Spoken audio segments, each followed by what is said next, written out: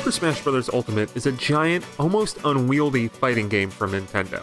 With more than 70 characters, more than 100 stages, over 1,000 collectible spirits, and more than 800 music tracks, the latest entry in Nintendo's venerable series is jam-packed with loving winks and nods to video game history, and ways to constantly interact with these references. It's dizzying, but thankfully, no matter how daunting the new World of Light adventure mode is, or how long it takes to unlock all of the characters, the core of Super Smash Bros. Ultimate is as fun as ever. This might not be the flawless pinnacle of the Smash Bros. Series we may have expected when it was announced that everyone is here, but it's a wondrous ode to Nintendo's game history, coupled with deep and hilarious combat. The heart and soul of Smash is the multiplayer, and Ultimate changes things up quite a bit, mostly for the best. Getting into a match, however, requires some prep work. The menu and UI design is somewhat confusing, with the lowlight being a radial menu that isn't actually a radial menu. More than 100 stages are available right away, so making any sort of sense out of the stage selection screen is a fool's errand. Only 8 characters are available when you start up, which is a little on the low end. Unless you look into some way to game the system, it will take you hours and hours to unlock the full roster. I enjoyed the thrill of unlocking the characters, but it seems a little too well defined. It also doesn't help that if you lose the match against the new challenger, you have to wait an unspecified amount of time to try the match again. This isn't communicated particularly well, and it makes the march to unlock the full roster a little bit frustrating. When you get into the smashing though, everything is awesome. The speed of matches feels more frantic, which plays into the party game atmosphere and winds up being more chaotic than past games. A slew of other changes are present as well, including tweaks to ledge grabbing and shield dashing that might mess up some previous strategies. For my hours of multiplayer fun with friends, the more chaotic bent is what I wanted out of this game. Matches have more flourish now, with dynamic zoom-ins for game-ending and meteor hits being highlights.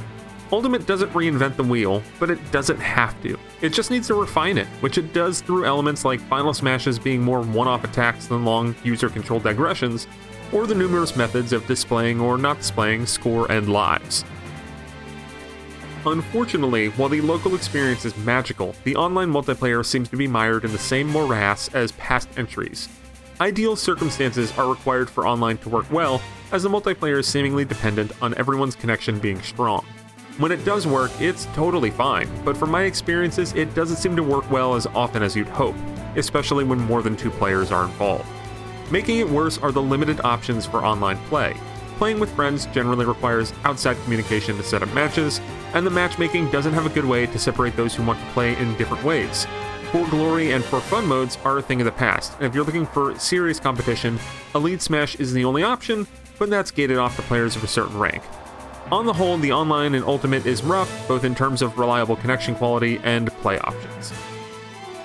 As for the fighters, well, as Nintendo said back at E3 2018, everyone is here. Ice Climbers are back after a game off, Young Link returns, Snake's back, Wolf's back. The newcomers, while less numerous than other entries, are all fresh and unique.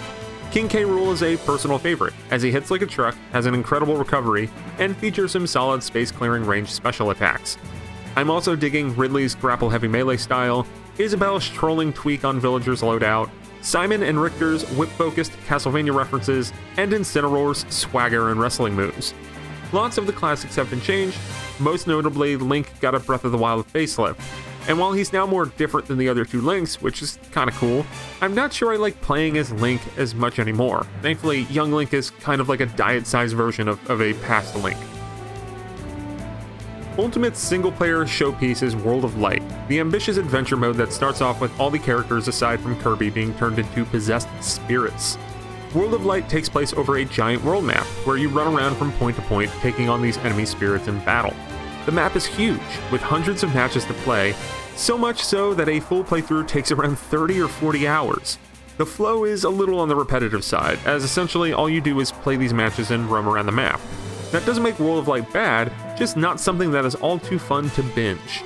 The pace is slow, and you can only use characters unlocked in the adventure itself, which can take a very, very long time. The spirit matches that make up most of the mode are all novel, featuring a character or item from a game from Nintendo or one of the several third parties, and a corresponding match that represents and pays homage to the character. The matches are all exceedingly clever, with a slew of deep-cut references and nods to games that I didn't even know existed. As you complete these matches, you add the spirits to your collection. spirits help to boost your stats and abilities in World of Light to make matches easier. Sometimes your spirits will nullify the challenge, like a fight against a Jigglypuff one that features slumber-inducing floors that can be cancelled by a spirit that renders the sleep effect null. Nevertheless, tweaking your spirits to give you the boost for tackling a tough match is a ton of fun. Those spirit matches can also be played outside of the World of Light context in Spirit Board, a quicker mode where you can hop between matches presented essentially as a series of wanted posters.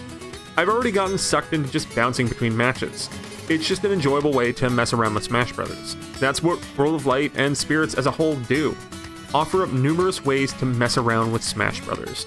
The beating heart of the franchise will always be the multiplayer, but the addition of the single-player modes here just provides more options to explore these characters and, in the case of the Oodles of Spirits, go on a visual tour through video game history. Unfortunately, it's only a visual tour, as the spirits are only represented by a name and a game. In-jokes abound in every match, but unless you're previously familiar with the characters or series, the charm is lost. Not having descriptions, a la the trophies in past Smash Bros. Game, is a huge loss. Outside of the multiplayer and big new single-player options, Smash Bros. Ultimate is still inundated with other modes, including the revised multi-man mode Mob Smash, a multiplayer tournament setup, and the novel Squad Strike that lets players pick teams of fighters to square off against each other in a row. Also, Classic Mode returns with specific routes for every character, all with a cute theme and some individuality. However, they all have the same terrible side-scrolling race to the finish level that got so stale over multiple replays that I just started running to the left and dying to finish it as quickly as possible. The bosses that close off Classic Mode are great fun, however, with battles against Rathalos from Monster Hunter and Dracula from Castlevania being the highlights. Romping through Classic with every character gets a little old, but once again, when taken as a piece of the pie and not the whole pie, Classic is an excellent option to break up your multiplayer and spirit-driven experiences. As per usual for the series, the soundtrack for Ultimate is jam-packed with original songs and remixes, though this time the amount of tracks is more than double the Wii U version. You can make your own playlists, listen to music with the screen off, and even set what music plays on which stage in greater detail. The new additions are excellent, with some absolutely spectacular Breath of the Wild themed remixes, as well as a wealth of other great jams, including songs based on Codename Steam and Snipper Clips. The addition of Castlevania music is fantastic, with many killer remixes for that series. Capcom also has a great presence with Mega Man and Street Fighter remixes. Sadly, Square Enix basically added nothing to the game aside from Cloud as a playable character. There are no Final Fantasy remixes, and only 2 songs for the Midgar stage. Elements of Super Smash Bros. Ultimate are messy, with the online being a major issue, but more often than not, the daunting experience wins out with engrossing combat in a wide variety of characters and modes. World of Light maybe overstays its welcome, but it's an enjoyable ride through an array of matches. The oodles of extra modes are great alternative ways to mess with the characters in history, but the core of what matters with Smash Bros. Is the local multiplayer, and it is still one of the best party games out there, bar none. Ultimate's inclusion of all the playable characters from the series' history, as well as several dynamic new characters, along with most of the stages and music, make it a must-have multiplayer game for the Nintendo Switch. Thanks for watching, and if you want to check out more video content like this, be sure to stay here and like and subscribe at Nintendo World Report TV. You can also check out our website, www.nintendoworldreport.com, and support us over on Patreon at patreon.com/NWR.